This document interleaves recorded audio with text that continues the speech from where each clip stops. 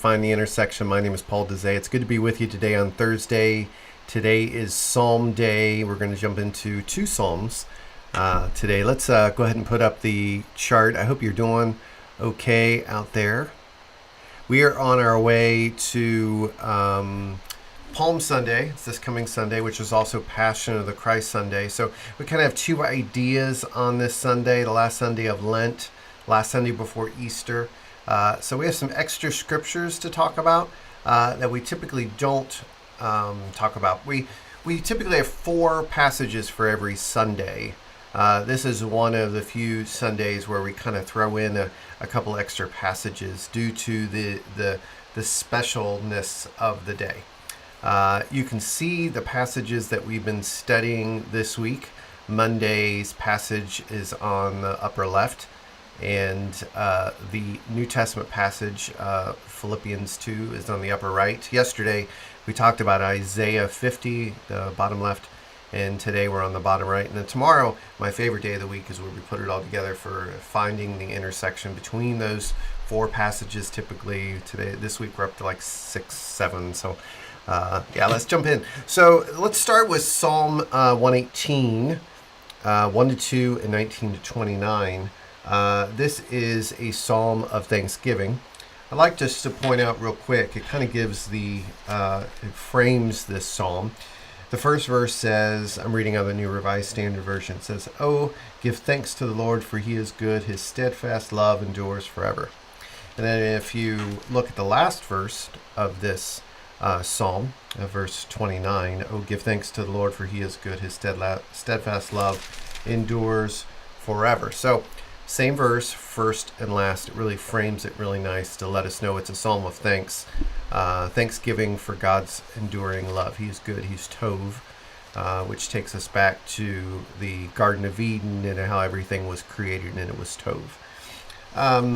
In this psalm, verses 19 to 29 builds the connection to Palm Sunday. Verse 19 says, "Open to me the gates of righteousness, that I may enter through them and give thanks to the Lord. This is the gate of the Lord, the righteous shall enter through it." And then verse number 26, "Blessed is the one who comes in the name of the Lord. We bless you from the house of the Lord. The Lord is God, and he has given us light. Bind the festal procession with branches up to the horns of the altar." So for many scholars, they believe that this is a celebration after the return from exile, return from Babylon, and celebrating not just what God has done in the past and present, but having hope that God will continue to be people that rescues God's people. And so they're celebrating the return, and it's like a parade. There's a procession going into the temple, going into the altar. They're waving palm branches, which is a sign of victory. So God has done it again. It's kind of the idea. God has saved us again. And so let's have a holy parade into the temple. Only the righteous shall enter it. So they believe that God would only rescue them if they are righteous. They believe the Babylonian exile was because of their unrighteousness that God is punishing them and putting them in a foreign land.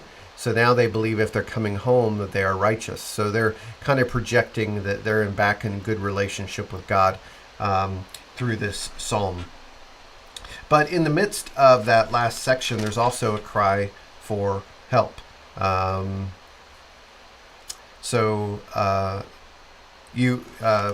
have to understand that in this psalm there is celebration, there is victory, there is thanksgiving, but there also is prayer for help. Verse number 25, "Save us, we beseech you, O Lord. O Lord, we beseech you, give us success." Their prayer for salvation. So let's jump down to Psalm 31, our second psalm. This is a psalm of lament. A psalm of lament is a protest. It's a crying out to God because things are not the way that they should be.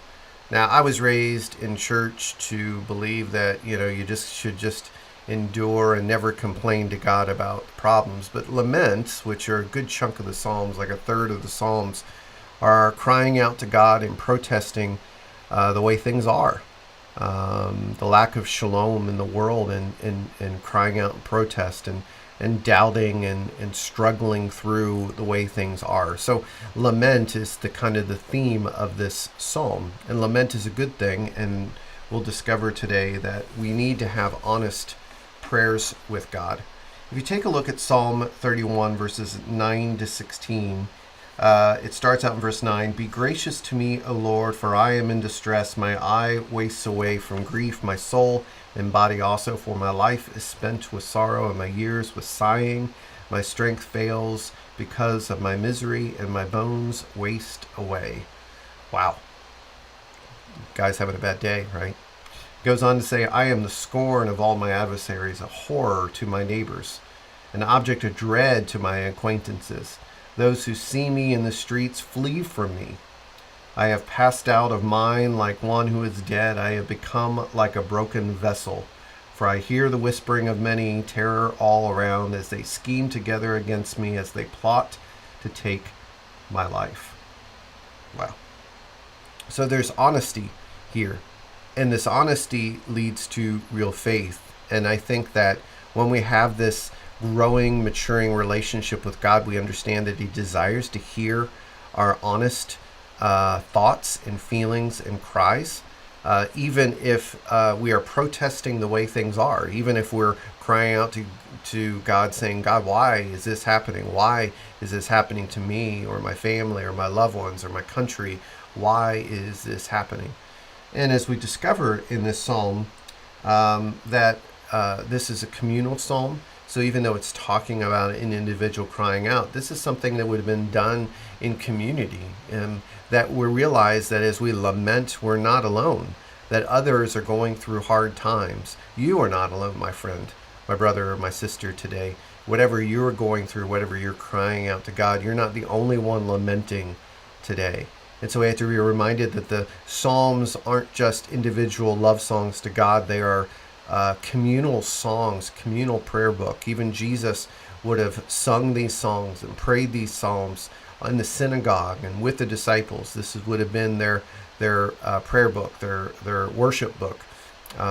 This is something they would have been well accustomed to, and it should be the prayer book of the church, because in the Psalms we discover every emotion anyone has ever experienced, and so we realize we're not alone.